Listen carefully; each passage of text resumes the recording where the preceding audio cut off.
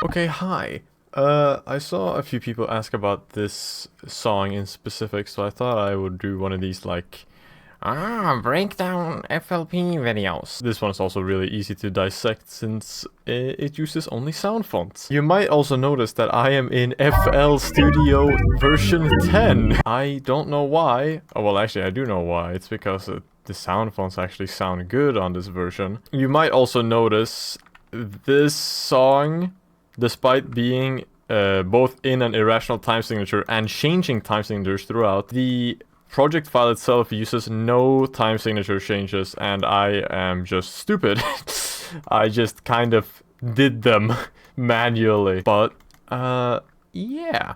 The song starts with this bell and also this EP, like the E piano that I'm kind of using as like a bass. And it just goes like this. In 5/4, technically, right?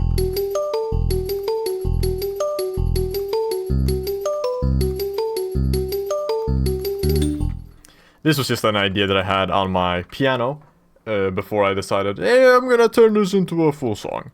I was just playing this on my piano. Then layered, we had this like little harmonized thing that kind of fades in with the velocity.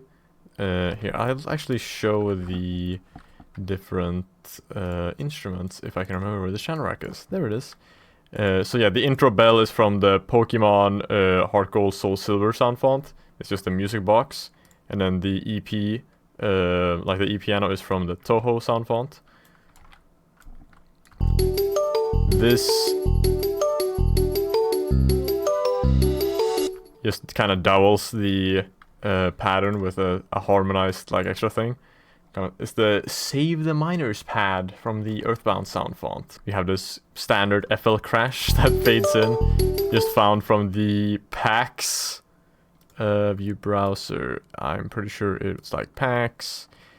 Let's see if we can find this. Oh, yep. There it is. Drumkit 01 FLS crash 01A. This is the violins, I'm pretty sure, from... Oh, come on now. Yeah, here. Yes, Sir Joseph's orchestral sound font, I'm pretty sure it's supposed to say. Violins detached, or... It's probably pronounced like detaché or some bullshit, I don't actually... Détaché. These are the same strings that were used in Asriel's, like, theme from Undertale, like the final... I forget the names of them. It's like his theme, I'm pretty sure. Or Save the World, one of those. Then we have the classic SGM drums that you would hear everywhere. Yeah, SGM room drum kit. Place this little fun pattern in 5. So let me get rid of the browser. Yeah. Yeah, I'll play the whole song from here.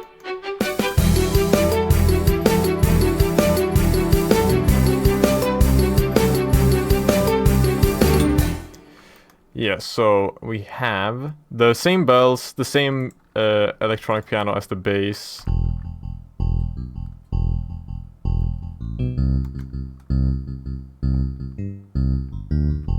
Yeah, kind of basic, but you know, it works.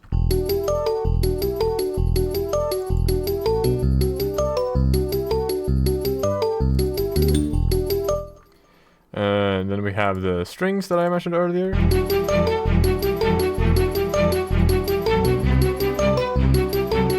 And again, this is all from that same Sir Joseph's orchestral sound font, but we have different parts of the string ensemble. So like the cellos and bass are doing the low-endy like rhythmic stuff, whilst we have the violin at the top following the melody. This thing. And the cellos, and then the string bass on top of that.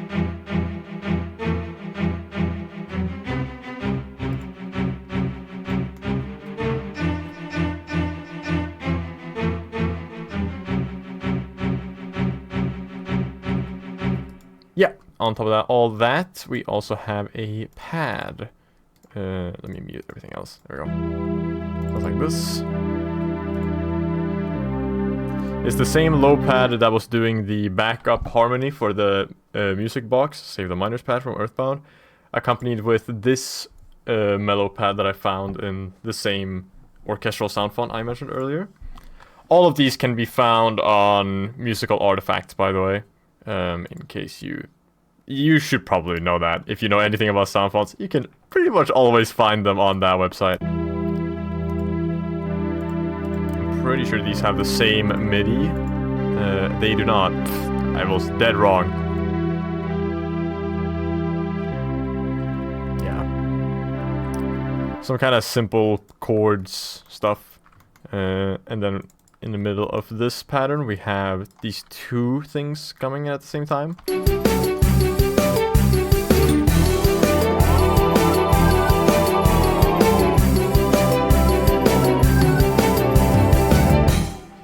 So, first of all, the most recognizable thing in this new section is this choir pad that has these slide notes.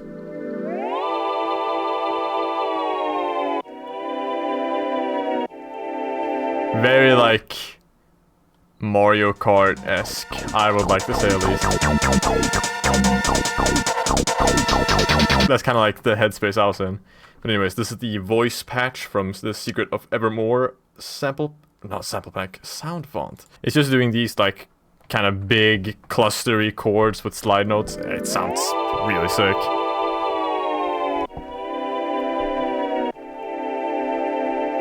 And then we have this very low ARP. Let's see if I can figure out what instrument this is.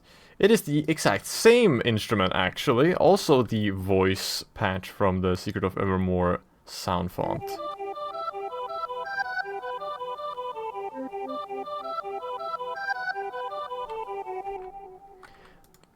Yeah, it's like supposed to be kind of like something that you don't hear, but you can kind of feel that there's more stuff going on. I say, like, whenever I'm listening back to the track, I can really only hear these two notes. Maybe you can hear more of it, especially now that I pointed it out. But yeah, whenever... I always think of those two notes whenever I hear this patch come back.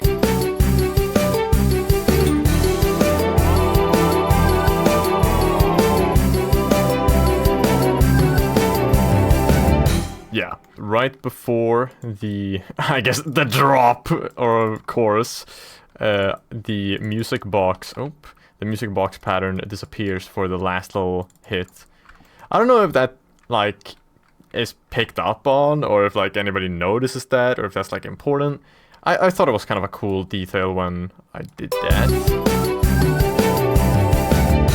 It's kind of like, you know, you remove everything before stuff comes in, but done on a very lesser extent. The drums do is a really quick fill. Yeah. To lead us into this next part, which is basically the same thing, but with more layers added to it.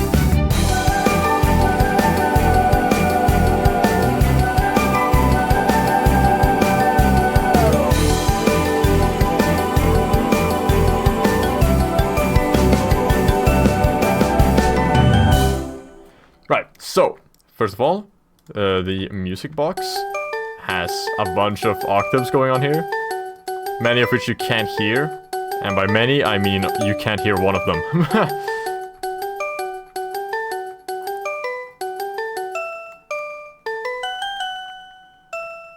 Yeah, so we got that. Bass, I'm pretty sure this is the exact same pattern. It sure is. This is also the exact same pattern. However, the drums are not the exact same.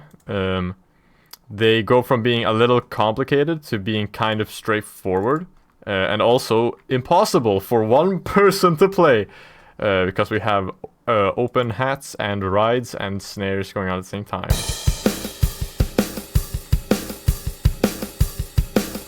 But yeah, the actual comp itself becomes sort of simplified to allow for the other elements in this song to take priority, which is something I think about a lot. It's like whenever you want a huge sound, you kind of want your parts to be a little simpler. That's why genres like gent are so memed on for being just like dun dun dun. dun dun dun dun, because like it hits harder when it's simpler and everything is like locked in, right? This part wouldn't feel as grand if the drums are going like, right? You want that to just go like if I had the stuff that happens like later with when the song is a bit more calmed down, the drums do more crazy stuff because it has the room to do so. But here it does not. We have the synth backup, which kind of comes into... You would expect it to double the lead, but no, it kind of fucks off and slides down.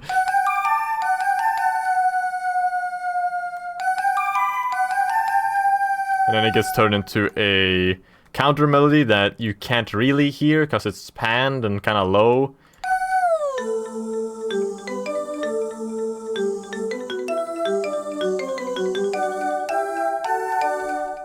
Let's play that with the song now that you are aware of its existence, because, yes. Also, I'll mute the pads and strings and stuff, so you can hear it a bit more clearly.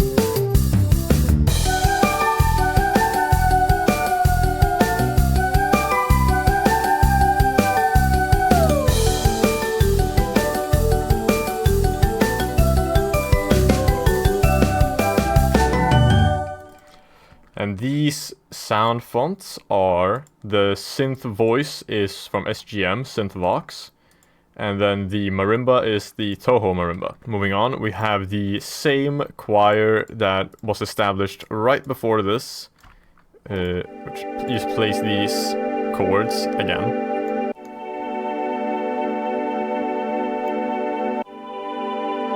Doing a little upward motion, just very basic. Again, I love doing this. It's having like a cluster which stays basically the same, and then having movement in the top voice. Or not necessarily like specifically the top voice, just like having a cluster and then having movement at the same time kind of helps establish and move things at the same time. I'm pretty sure this is the SGM choir doing kind of a similar thing. Sure is. SGM choirs ah.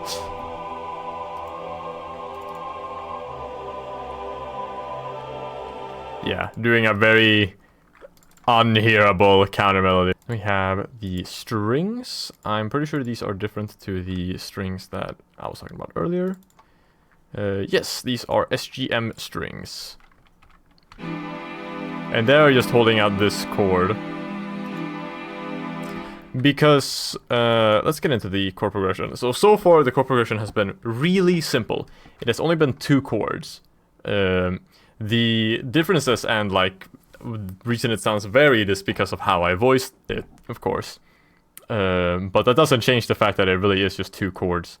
Let's see if I remember how to add a pattern in FL10. I'm pretty sure it is here. No, it is not. Oh, don't I have to go back to the piano roll and press plus somewhere? Or is it a keybind? Oh, that's the manual. It was F2. Amazing. Just test. Oh, that was just a rename key, not the add a new pattern key. Well, whatever. We will just edit this pattern and remember to remove it. Yeah, so this was the chord that starts the loop. This is a E flat minor 7. And then we go to a B major 7. Which, let's just make this in 4/4 so that it makes more sense for now. Ah! This is like kind of the chord progression. And I do voice the B major 7 as a 9 because if you see, the difference between the E flat minor 7 and the B major 9 is really only this note, which is why I'm able to basically use the same chord twice in the strings. It's because we're already establishing the bass note in other instruments, specifically the bass is hammering down this B note. So we can get away with not using the B note in the strings here, and instead focus on the upper harmonies, which allows us to essentially play the same chord twice. This is very useful for if you want to timbrally have something feel a bit airier than maybe the chord itself would be. You're not restricted to like, oh, this is a B, something related to a B chord. We have to use the B note. Like, no, you don't.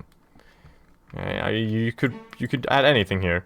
In fact, a lot of my songs will have pads which technically play other chords, visually speaking, but they're really just playing like maybe the third, or like the third and the seventh of the chord. Like, I will have like a E flat on the bass, and then maybe the strings are just playing the G flat. I don't know what notes it would be. Okay, like the...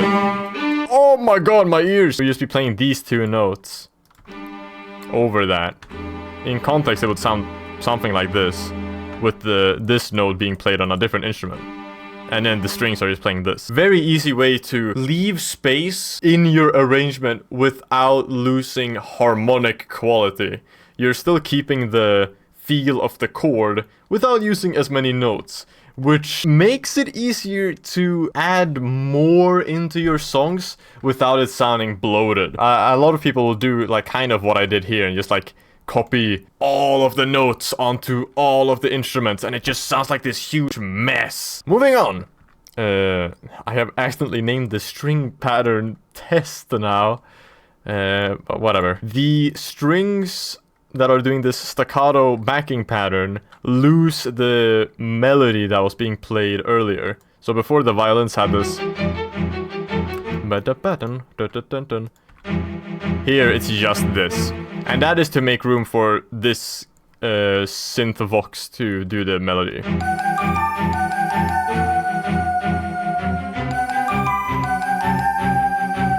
I felt like the violin was like too much in the way when it was being played with everything else, like all of these layered. It was just unnecessary.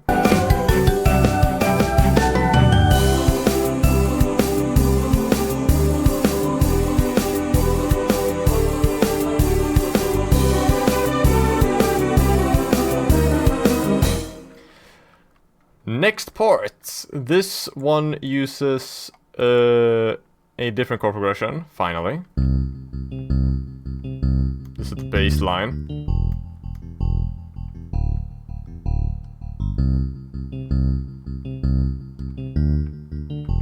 It resolves itself kind of unevenly into the next pattern. Because, I don't know, that's cool. The drums, I'm pretty sure, go back to how the intro's played. Yeah, basically the exact same. The synth vox patch, which was doing the counter melody and also melody in the last pattern, is doing this.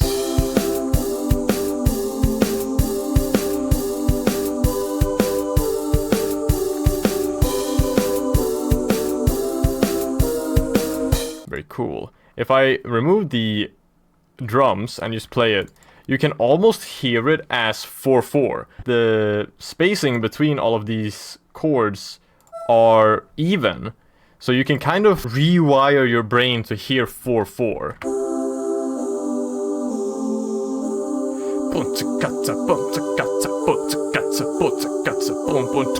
Yeah.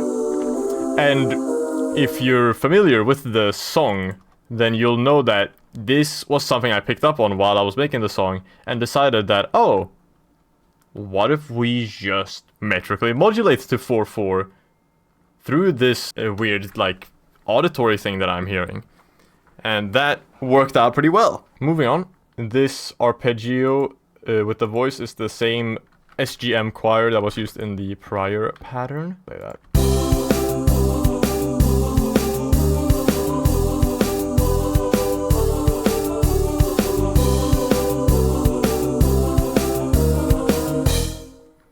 Awesome. We have the SGM strings doing some chord backing stuff again.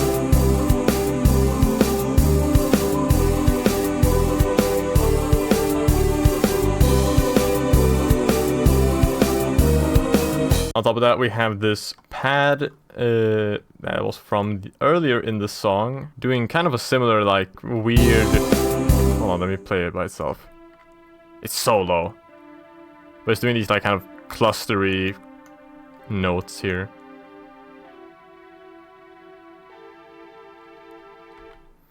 I really like clusters, like low clusters in the back, just doing like... It's a good way to add tension without it being like very wide and all over the place frequency-wise. This little counter melody, you can tell from the name Chrono String that this is a Chrono Trigger sound font.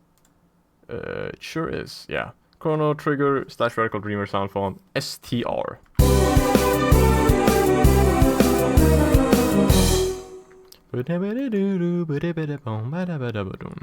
Yeah, moving on.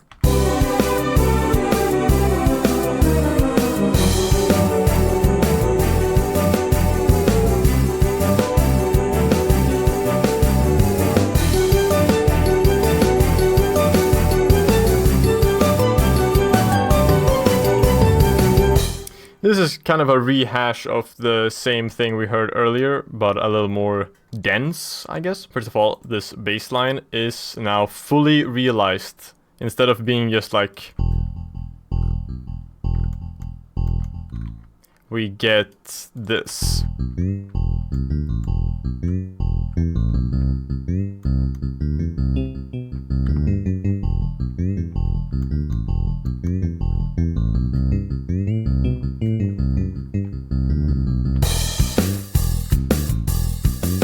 This is basically the same drums, except I moved some of the snare hits forward or backwards. I think, actually, maybe it was just forwards. Just to kind of keep the rhythm a bit weirder and harder to follow along. You can hear that on this third snare hit, how it's kind of like delayed. Like you would expect it to be there. But no, it happens there instead. Aside from that, we also have... yeah, the Synthvox backup doing... well, Synthvox backup.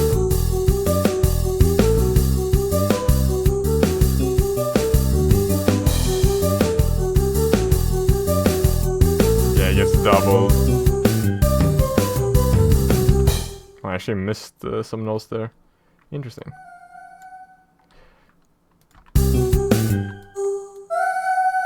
Pretty sure that's supposed to be like that. Well, whatever. Silly me. Oh yeah, the bell intro also comes in halftime. Not halftime. Halfway through the section. There we go. The slidey choir comes in here as well.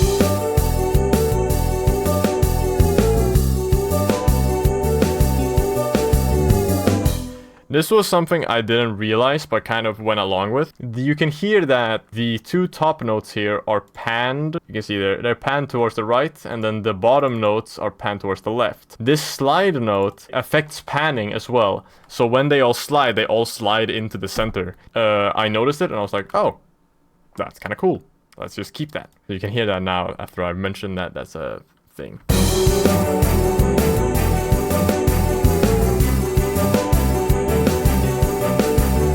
We also have the SGM strings doing just this basic backup again. Here I actually changed the chord. Strings, the staccato ones, with the violin coming in halftime. And last but not least, we have this arpeggio that I mentioned over here. I think it is played by the same instrument, I'm not sure though. It is not.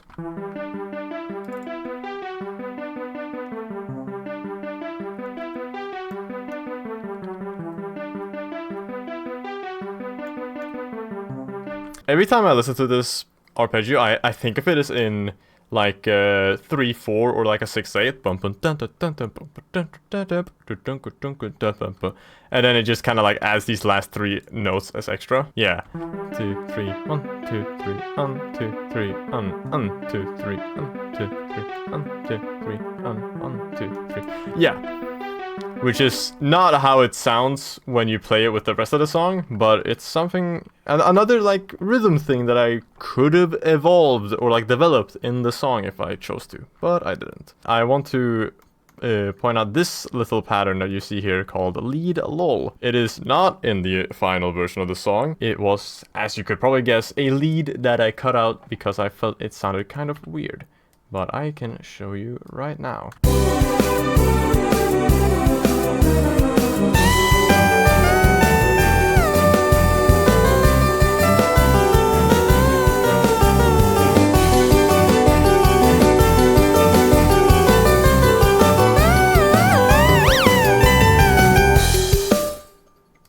So that's cool. It's very unfitting. I didn't really like the sound, and also I felt that the lead itself was like, I don't know, it kind of ruined the vibe.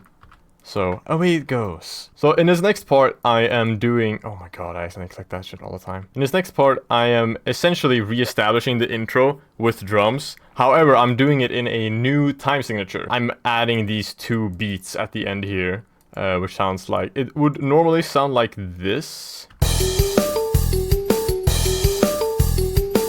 But I add this extra 2 beats.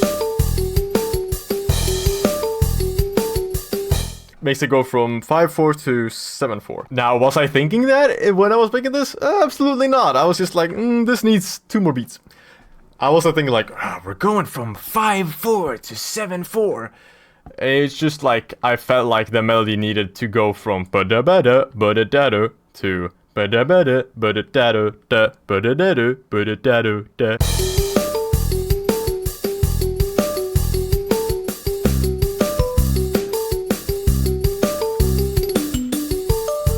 And this was again me just adding random beats. I wanted this pattern to do this kind of backwards thing. So at this point, I've fully committed to like, okay, this is like a Deltarune Sanctuary thing.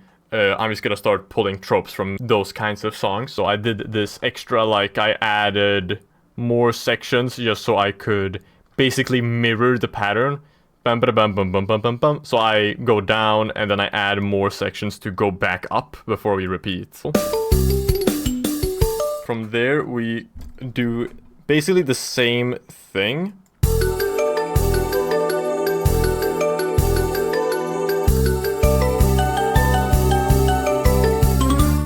Before we continue with that, this little extra melody happens here.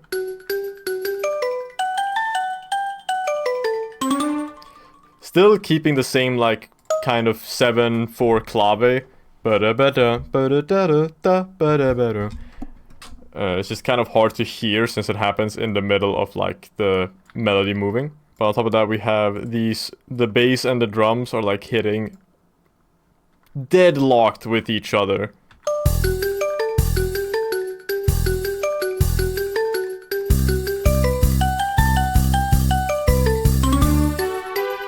Yeah, so it's like, without the melody, it just sounds like this.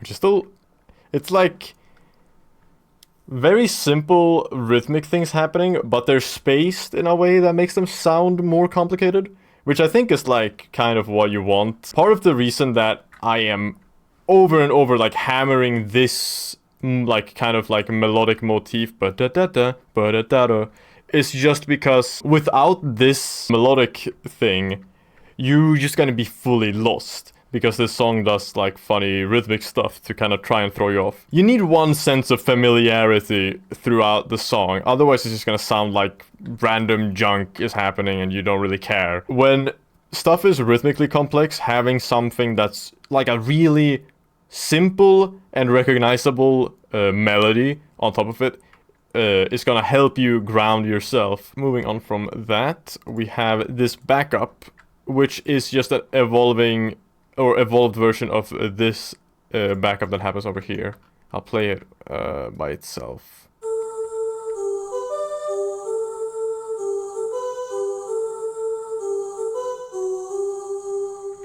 So you can hear it's the same thing, except I add this lower note here. In the past, I skipped that lower note because I didn't have space for it, because of the time signature being different. And also this version does like more stuff over here. It's kind of funny. I debated changing this, but I didn't end up doing it. This pattern is the first time you hear this counter melody, and it's also like the evolved version of the counter melody. Usually you would hear like a melody first, and then later in the song you would hear it repeated, but it's like different and more complicated.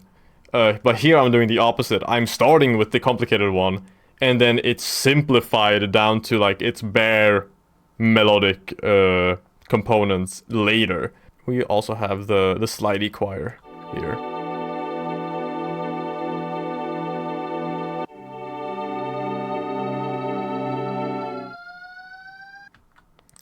So this is actually interesting. The FLP that I currently have up is a very slightly modified version of the released. There are two differences. One being this lead is there, and the second being this pattern.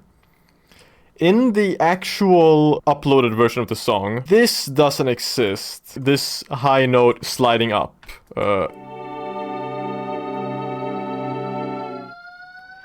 It was supposed to exist, but I forgot to do it. And what it actually sounds like in the release version, which you can't tell until I point it out, because of course, it sounds like this.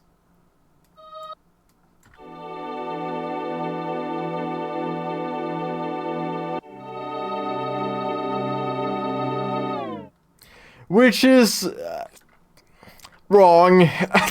Like, I had just accidentally added an extra note, like, when tabbing out. Like, I just accidentally clicked that and then I tabbed out.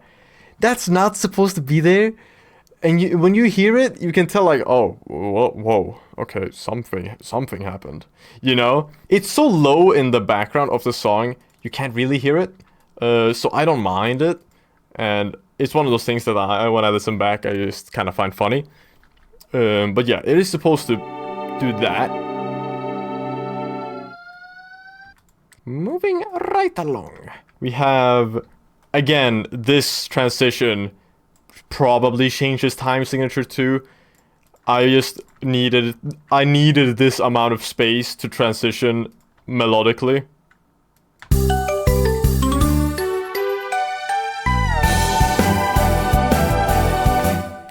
So this is the top pattern goes into this pattern at the bottom here. So if I mute this pattern,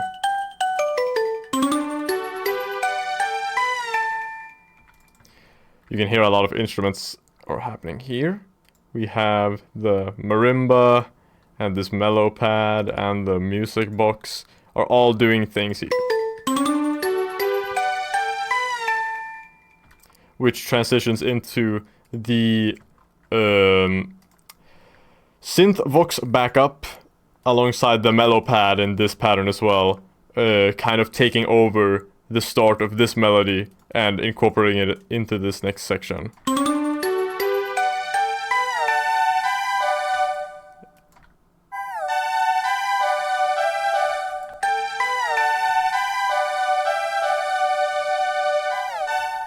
Let's listen to this whole section unmuted.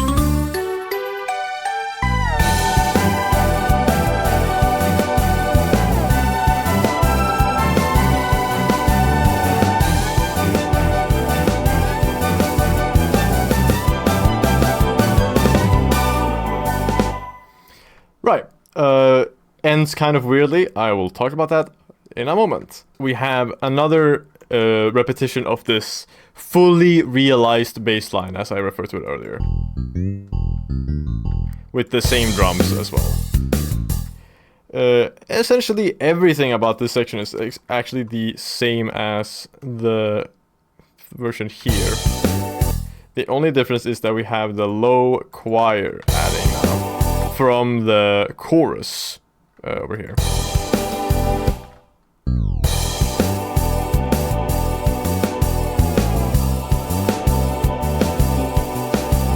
And the same strings as well.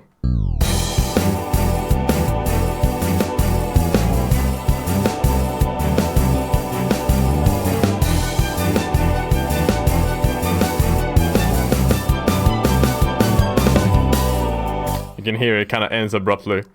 Because, I didn't mention this. I made this whole song in like one afternoon. Just testing out FL Studio 10. So there are some things that just kind of like abruptly disappear. And stuff like that thing where I like accidentally hit a note. Like I would never have done that if this was like a, you know, multiple day kind of track. This was just me throwing shit together, like ideas that I had. So some things end abruptly and weirdly. But doesn't matter. Oh yeah, the arpeggio as well. Exact same as earlier.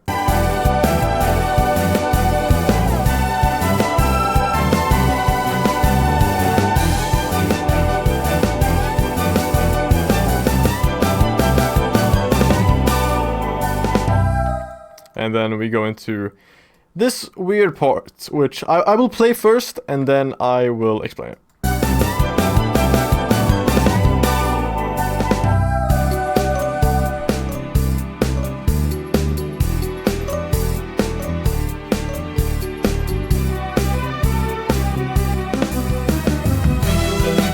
Right. So, what the fuck happens there? Well, we go into 4/4. If you remember a bit of my waffling earlier when we reached the part that sounded basically like this, but in the 5/4 time signature, over here, I talked about how this pattern sounded like it was in 4/4, weirdly.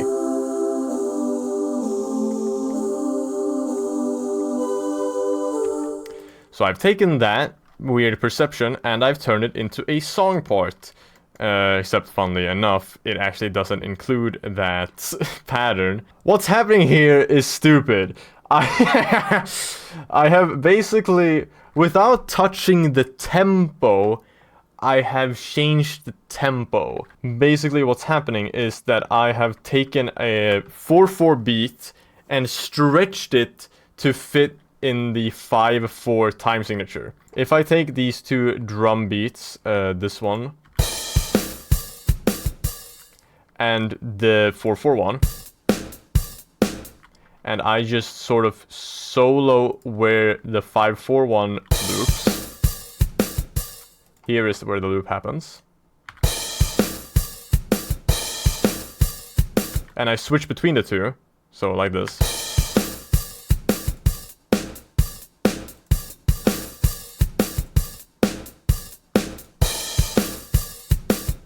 You'll notice they both are able to complete their full loops in the same time frame, but they're two different time signatures, and one is a different tempo as well. So you can see in the MIDI here that I just fucking threw it together so that it would make sense. I don't even know if this is fully like in time. This MIDI is completely fucked. It lands like, everything lands like in between. You can see like it never really loops properly according to the FL grid that like these ones. I don't even see them at this point. I just add random shit into them. If I turn on the metronome, it's even worse.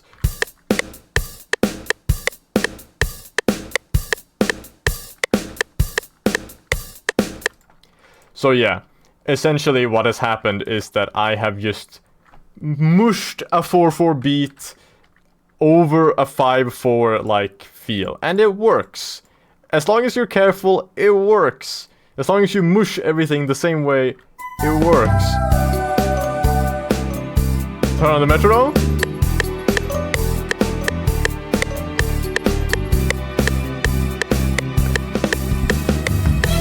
And then it comes back in.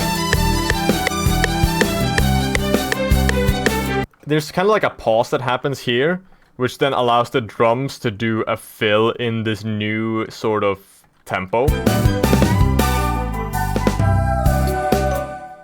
And you can hear like, there's kind of a weird pause that happens between that and then... So here we have like, as soon as we reach this point, we've kind of like started getting into the new tempo.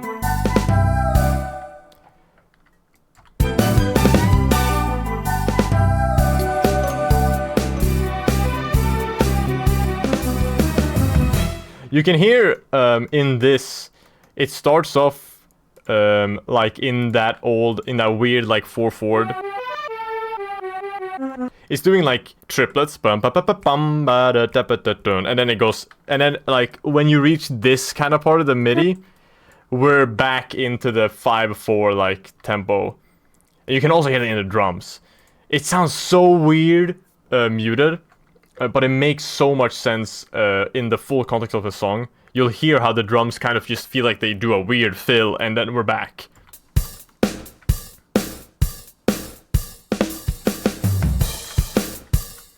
This was probably the best way I could get away with changing back into the old feel. In both of the 4/4 and 5/4 grooves, you can find these two hits. They both make sense in both grooves, and so I'm using both as kind of a transition, like crossfade in between the 4/4 groove and the 5/4 groove. It's kind of like changing keys, right? You want to find a chord that has functionality in both keys. Even if they aren't the same functionality, they both function in each key, just in different ways. These two snare hits, they both function to the groove of the 4/4 and the 5/4 beats in their own way, but together can be used as a crossfade between them. It's kind of like a rhythmic key change.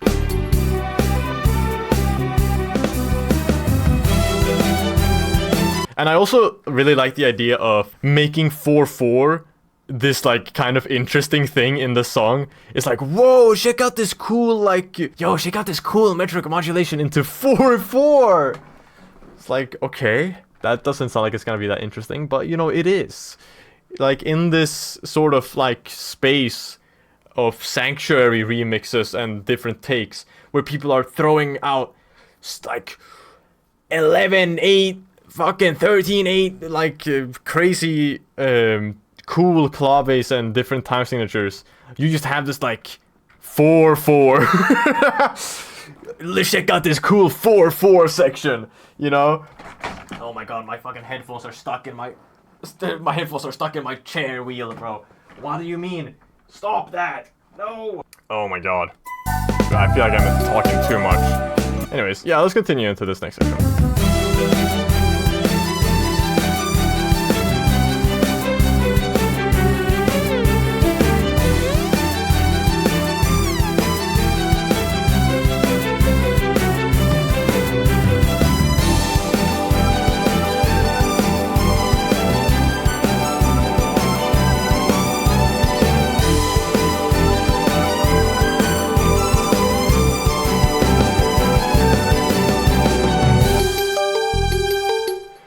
Right, so we are back to the vol of the bass, if you will.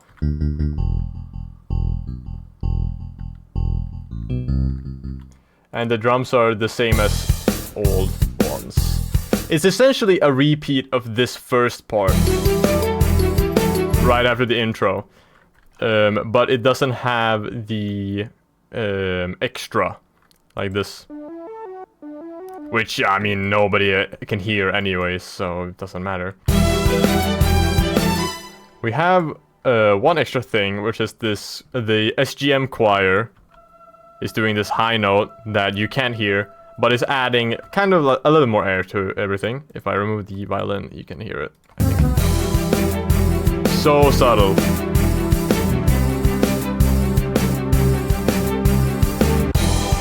This part is the exact same as this one. Let's see if I can find it. The only difference is that we have the arpeggio. Because in this earlier section, we add this during this, like the second half of the first part.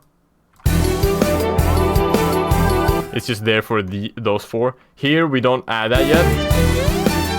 So it gets moved into the second section, and you play through it fully with it. Which I think is kind of a cool way to do it. Ah, goddammit, shut up. And again, you can really only hear these two top notes. At least I can. And the final thing is this backup melody that I was talking about a little bit before. Now you finally hear the fully original. So if anything, the evolution of the counter melody kind of went backwards. You have the first iteration at the end, and then you have that same thing but in 7/4 in the middle, and then you have that melody back in 5/4 but like evolved at the beginning. So this is what the counter melody in its phase 1 form sounds like. Let's put the drums on so you have a reference of rhythm.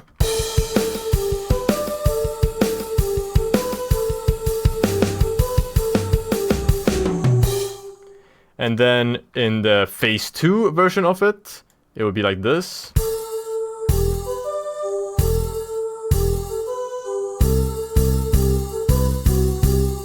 It adds those little low notes because of the time signature. And then the phase 3, quote unquote.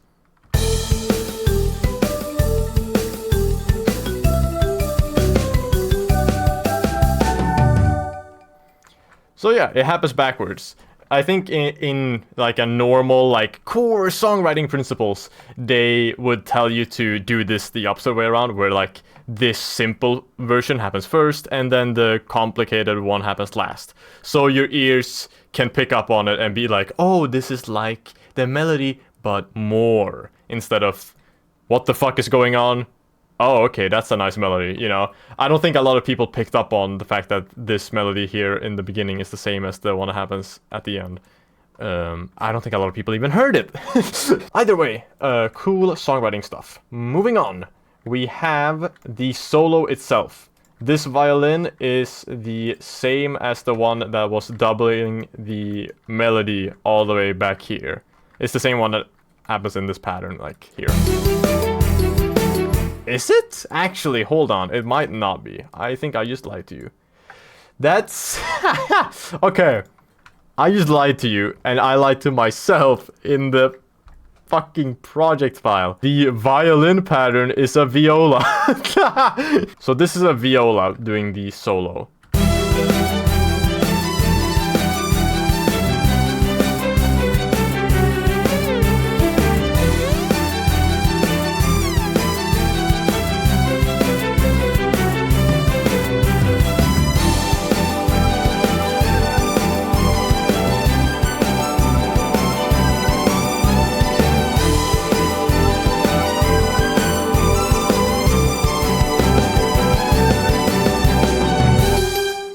This was a lot of trial and error on my part.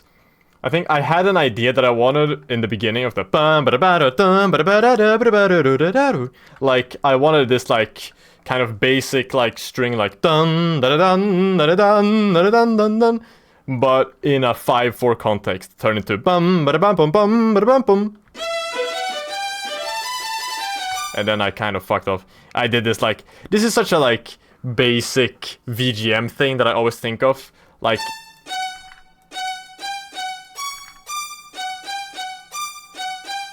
it's kind of like Gasser's theme, kind of Freedom motify. Those kind of like that like reaching note is so like Japanese. This is Japanese music, buddy.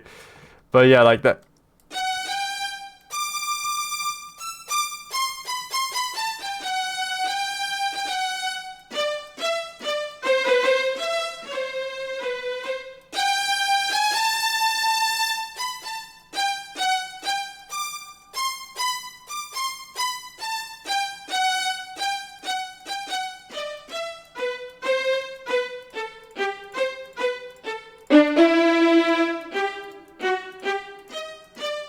Yeah, you get me.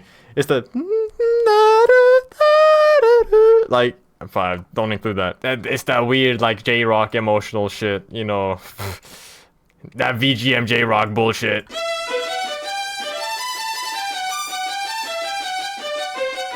And then I had this. This was again another thing. I don't know. This is something that I think of when I think like string instrument or like a violin solo or like viola or any like stringed instrument doing that kind of like downward motion whilst jumping. It's like long, short, long, short, long, short, and then you move down and you keep the same short note at the top. I don't like how slide notes sound with the reverb. It's so gross.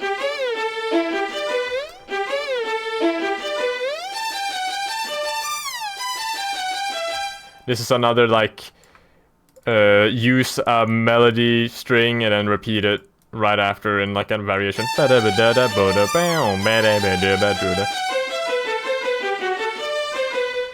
One thing I think about a lot when selecting notes, especially in this kind of like when I'm just like clustering, like, you know, is exactly like that. I like to kind of avoid the note that I am planning to arrive on. Like here, I'm thinking like, I want to reach this C sharp up here. So I plan my notes around it to do this like arpeggio upwards. Again, a lot of arpeggios happen as well. You can see that like here as well. Let's see if we can see more examples of that. Yeah, right here.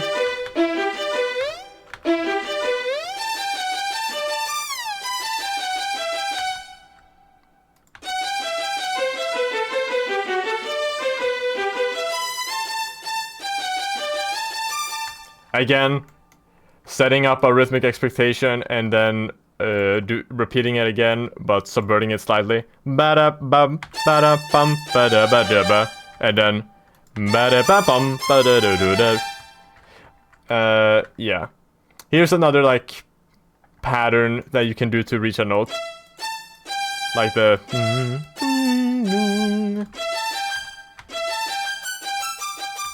again, here's more stuff where like you have like long, short, short, long, short, short. In the bottom, you're repeating this note, and then you have this descending thing at the top.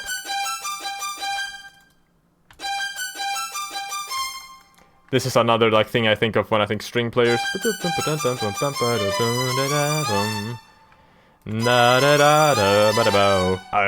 is just a melody that I thought sounded good.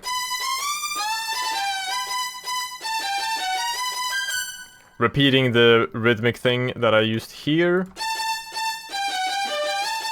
but with a different note.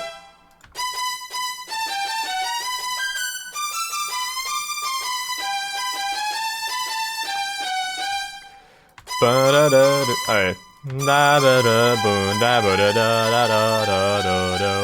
Setting up rhythmic expectation. Going into.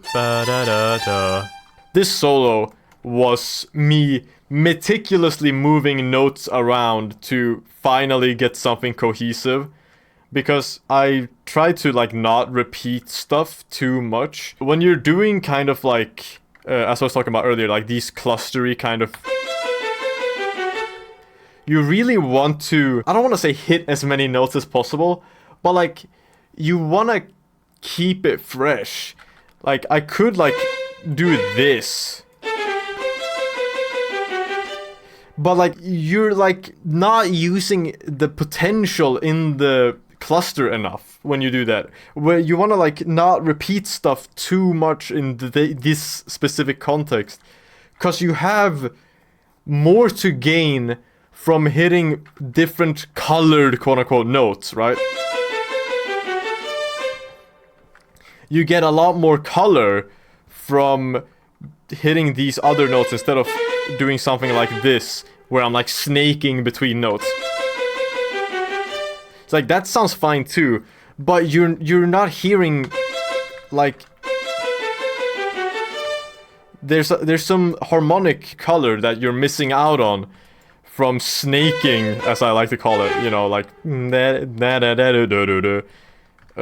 you do stuff like kind of splintered, where you're jumping like that, you get a lot more color from the notes that you pick. I like doing wide arpeggio jumps instead of like I could have written this like this.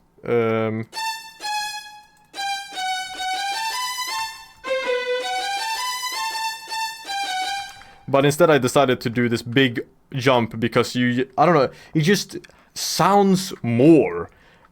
It's just more.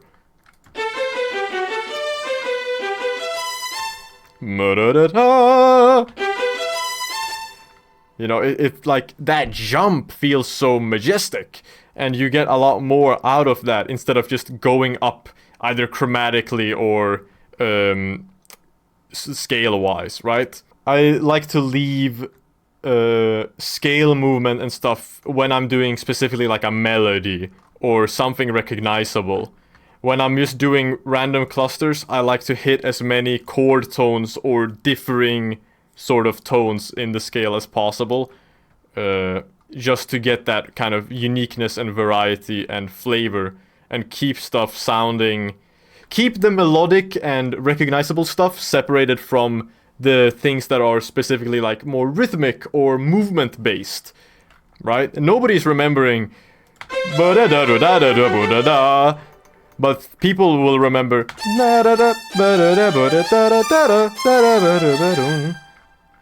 Actually, maybe not this last part, but you know what I mean. Memorability isn't everything, especially in a solo of all things. This isn't like a hook or a riff. This is a full like section solo. You're not supposed to remember everything. Some things can be there just to provide more harmonic quality.